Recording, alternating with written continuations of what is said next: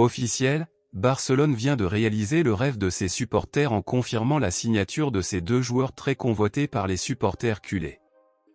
Vous verrez tout en détail maintenant dans cette vidéo, mais avant tout je vous invite à vous abonner à notre chaîne, c'est gratuit et vous recevrez les principales actualités du meilleur club du monde. Maintenant que vous êtes inscrits, passons aux actualités.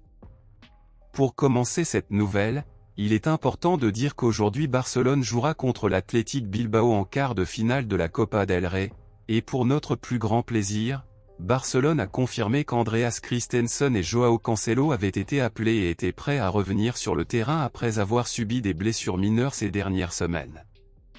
Cependant, le club continuera à compter sur les absences de Gavi, Rafinha, Marcos Alonso, Marc-André ter Stegen et Inigo Martinez qui sont toujours blessés. Passons maintenant aux dernières nouvelles exclusives. Barcelone vient de confirmer la signature de ces deux joueurs très recherchés par ses fans, et il s'agit de l'arrière droit Joao Cancelo et de l'attaquant Joao Félix.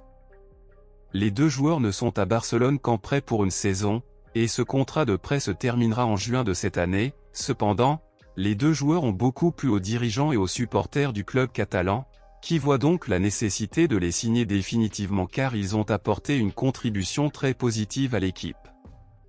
Joao Cancelo est un arrière droit mais peut jouer à plusieurs postes, ce qui profite grandement à l'équipe. Joao Félix est utilisé assez fréquemment comme titulaire et est actuellement le troisième meilleur buteur du club cette saison. Compte tenu de cela, on estime que ce serait un gaspillage de ne faire aucun effort pour négocier avec leurs clubs respectifs et de ne pas les signer définitivement pour les années à venir. En mettant les deux ensemble, Barcelone devra payer plus de 100 millions d'euros pour les signer. Cependant, en bon négociateur, Barcelone cherchera des accords pour payer beaucoup moins que ce qu'ils demandent aux joueurs, et comme ils sont peu utilisés dans leurs clubs respectifs, on estime que les chances qu'ils soient définitivement signés par Barcelone sont pratiquement de 100%. À votre avis, pensez-vous que Barcelone devrait définitivement signer les deux ou un seul d'entre eux? Lequel? Dites-le moi ici et je lirai votre commentaire, je vous verrai dans la prochaine vidéo.